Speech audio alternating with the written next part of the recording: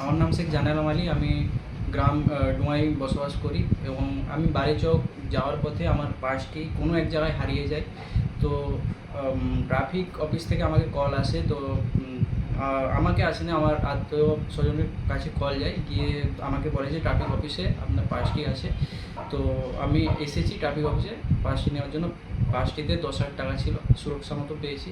তো ধন্যবাদ ট্রাফিক অফিসকে এবং আমাদের টিভি থানাকে।